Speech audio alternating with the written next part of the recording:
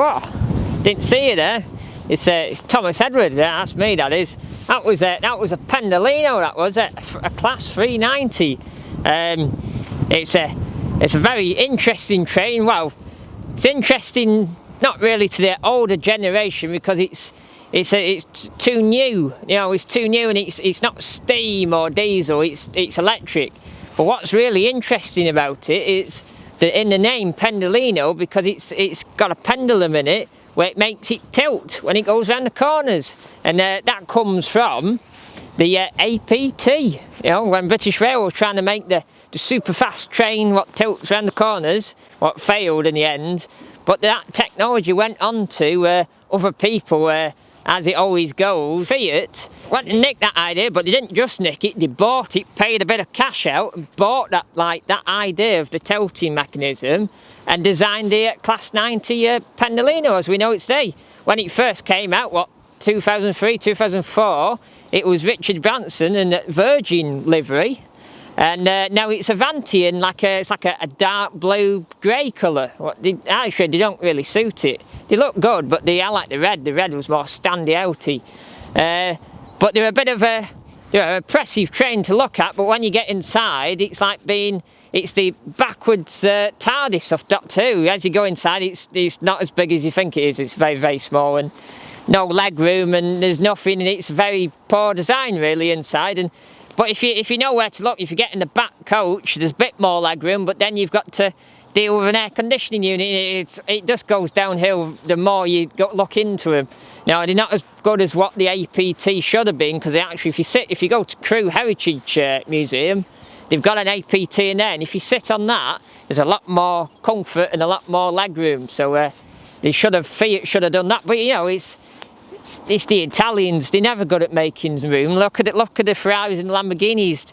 They're not very good in making stuff fit a big person. You know, us Brits, even the Yanks like a good place to sit. You know, that's why they have Cadillacs, and over here we have the equivalent of the Range Rover. It's nice and big inside. So anyway, I'm digressing here, totally going off the subject of what I'm here today to speak about.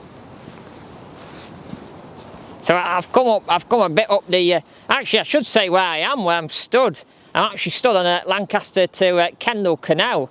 I'm a bit of a hub. West Coast main lines to me right, and Lancaster Kendal Canals to me left, and then further over. Further over to me right is the A6.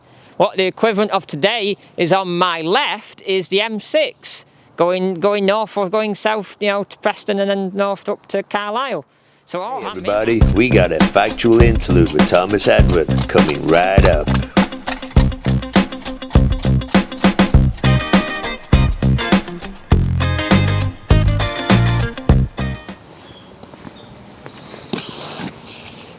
You know what that is, don't you?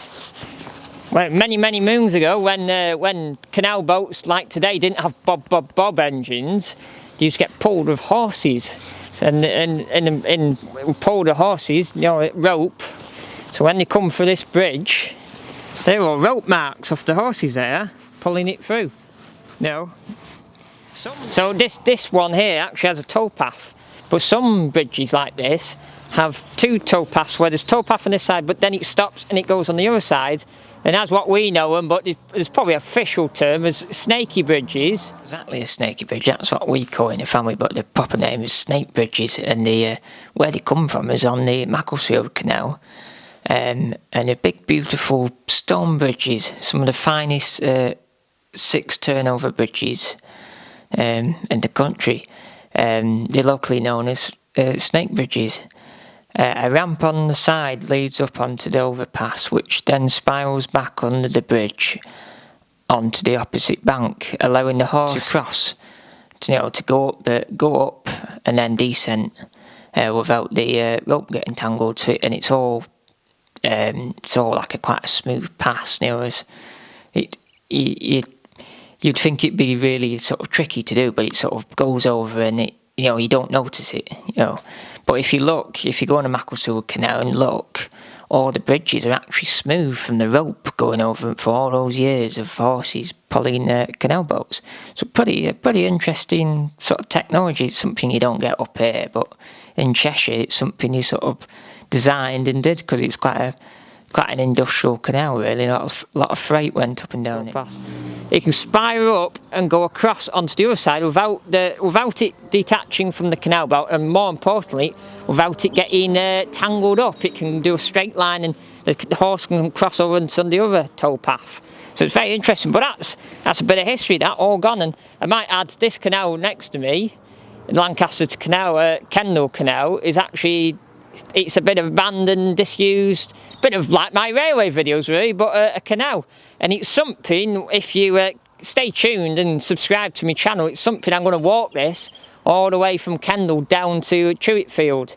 So that's a Thomas Edward video to come, that is. So you'll learn more about it then. Talking of hub of activity, last Sunday, the 28th of March, I did a Tebay video. I uploaded it a few days before, but last Sunday, it went from 954, 7 days later to today, we're over 32,000. Oh, it blew up, it did, completely out the water. Blew all my Lost Railways and Morecambe off the charts. It shot up. It was doing like 4,000, 5,000, 6,000 a day. I think overnight, like last night, it's done 4,000 overnight. It's just bang, it's blown up. And I've gone from 250 subs to over 600 subs. So we're nearly at 1,000. A bit of, I tell you, oh, just get a bit sidetracked there. I think it was a tractor. It's over 600 subs, so we're doing a bit of showbiz, and we're nearly at 1,000, and now that's pretty cool. And then we can get the Thomas Edward tour bus then, but we'll get on to that later. So anyway, thank you for watching my Tebay video and making it such a big part of the channel, and it's took off. But if you subscribed and you see more stuff apart from railway stuff, don't be disappointed and don't unsubscribe, because I film a lot. I don't want to be typecast as just doing railway stuff. I do car stuff, I do photography stuff, eventually I do stuff about famous people and famous places and all other stuff. And also I'm the founder of at Model Land Rovers Off-Road, where I take pictures of small Land Rovers. So that will be all my YouTube. It's a big... I have lots of topics, what all interesting. A lot of you might have subscribed to me through this railway one what aren't into railways. You just like because of my style presenting, and I can keep the audience entertained. You know, I've got a good style about how myself on front of the camera. You know, how I walk around and say stuff, and you all love it. You know, it's some people say I'm Fred Dibner, but I don't see the similarities. I'm just myself, you know. I'm just a Cumbrian lad getting on with a bit of showbiz. But anyway, so if you do see stuff, give it a watch, because you never know what you learn, and you might learn with a laugh. And that's my motto: if you learn with a laugh, you've done well. You know, that's what I want everyone to come away from my videos. You know, that's the key to success.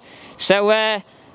Keep watching as always, and what do I normally say on the end of my videos? Oh yeah, remember to give me a subscribe and a like, and remember to click that big bell.